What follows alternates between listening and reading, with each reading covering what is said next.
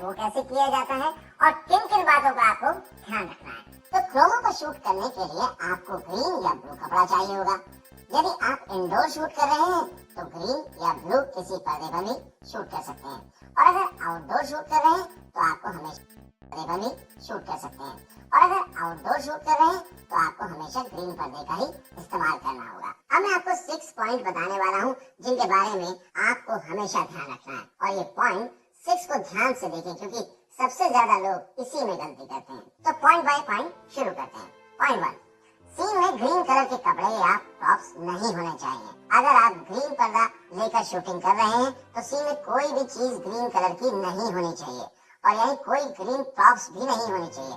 Scene में जो character या सब्जेक्ट है वो ग्रीन कलर का कोई कपड़ा पहना हुआ नहीं होना चाहिए, क्योंकि अगर कोई प्रॉप्स या एक्टर कपड़े ग्रीन कलर के हुए तो क्रोमा की अप्लाई करते वक्त प्रॉप्स या कपड़ों से वो पार्ट भी हट जाएगा। यदि सीन में ग्रीन कपड़े ही पहनना बहुत जरूरी है या ग्रीन प्रॉप्स बहुत जरूरी है तो ब्लू पर्दे का इस्तेमाल करें, लेकिन ब्लू पर्दे पर शूट करते वक्त प्रॉप्स या कपड़े ब्लू कलर के नहीं होने चाहिए।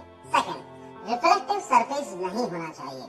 सीन में कोई भी रिफ्लेक्टिव चीजें नहीं होनी चाहिए, यानी चमकदार चीजें जैसे चश्मा, बड़े गहने या कांच की प्रॉप्स। अगर है तो इस बात का विशेष ध्यान दें कि उन चीजों पर क्रोमा के कपड़े का रिफ्लेक्शन नहीं दिखे। सबसे ज्यादा लोग इसी चीज में गलती कर जाते हैं। मान लीजिए एक्टर ने चश्मा पहना, तो यदि एक एक्टर पर्दे के नजदीक है तो पॉसिबल है कि ग्रीन कपड़े का रिफ्लेक्शन चश्मे पर आएगा और चश्मे पर ग्रीन कलर दिखेगा, और जब आप एडिटिंग के वक्त क्रोमा की करेंगे तो पर्दे के साथ साथ चश्मे पर पड़ने वाला ग्रीन रंग भी हट जाएगा। यानी जब ग्रीन पर्दे को हटाएंगे तो उसके साथ साथ वो मटेरियल का पार्ट भी रिमूव हो जाएगा। इसलिए चश्मा, बड़े गहने या कांच के प्रॉप्स के साथ शूट करते वक्त इन चीजों का विशेष तौर पर ध्यान रखें। Third, makeup. मेकअप का भी खास ध्यान रखना होता है। आप जिस कलर के पर्दे पर शूट कर रहे हैं उस कलर का यूज मेकअप में नहीं किया जाना चाहिए, नहीं तो क्रोमा के साथ साथ वो पार्ट भी हट जाएगा। फोर्थ, पर्दा किस क्वालिटी का होना चाहिए। पर्दा स्मूथ और कम रिफ्लेक्शन वाला होना चाहिए, यानी कि वह लाइट को ऑब्जर्व करे ना कि रिफ्लेक्ट करे। पर्दा साफ सुथरा होना जरूरी है, उसमें कोई भी दाग या धब्बा या फिर स्क्रैच नहीं होना चाहिए। क्रोमा शूट के वक्त लाइटिंग कैसे करें। लाइटिंग सबसे ज्यादा इम्पोर्टेंट होती है। सबसे पहले तो क्रोमा के पर्दे के लिए अलग लाइट का यूज कीजिए। कई लोग करते क्या है कि कैरेक्टर के लिए जो लाइट लगाई है उसी से काम चलाते हैं। उससे होता यह है कि कैरेक्टर का शैडो पर्दे पर आ जाता है, जिससे जब आप पर्दे को रिमूव करते हैं तो वो अच्छे से रिमूव नहीं होता। इसलिए क्रोमा पर्दे पर अलग से लाइट दें, जिससे एक्टर का शैडो ना बने। और साथ ही इस बात का भी ध्यान रखें कि पूरे पर्दे पर एक समान लाइट होनी चाहिए।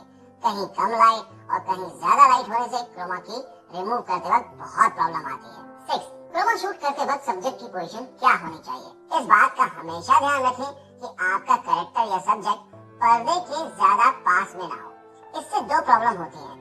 एक तो पर्दे पर शैडो बनने का चांस होता है, दूसरा पर्दे से कलर रिफ्लेक्ट होकर कैरेक्टर के कंधों और बालों पर लाइट आ जाती है, और जब आप क्रोमा की को सॉफ्टवेयर में रिमूव करते हैं कैरेक्टर के बालों और कंधों वाला पार्ट भी हट जाता है और यहाँ पर एजेस दिखती हैं। आपने अक्सर YouTube पर देखा होगा कि कई यूट्यूबर जो क्रोमा का यूज करते हैं उनके कंधों और बालों पर एजेस दिखते हैं। वो इसी वजह से होता है कि वो क्रोमा के पास खड़े होकर शूट करते हैं, जिससे कपड़े का रिफ्लेक्शन उन पर आ जाता है। तो आप इस बात का ध्यान जरूर रखें। अगर एक्टर को सिर से पैर तक दिखाना हो तो बैकग्राउंड के साथ साथ जमीन पर भी ग्रीन पर्दा लगाना चाहिए। मैंने शुरू में कहा था क्रोमा शूट करते वक्त ग्रीन या ब्लू कपड़े का यूज करते हैं। आपने भी अक्सर फिल्म की मेकिंग वाले सीन में देखा होगा कि हमेशा ग्रीन या ब्लू कपड़े का ही यूज किया जाता है। तो आपके मन में जिज्ञासा नहीं होती कि आखिर क्रोमा में हरा या नीला पर्दा क्यों इस्तेमाल करते हैं? अगर आपको पता है तो मुझे कमेंट करके जरूर बता दीजिए, और आपको पता नहीं है तो मैंने इस पर भी डिटेल वीडियो बनाया, उसे जाकर देखिए।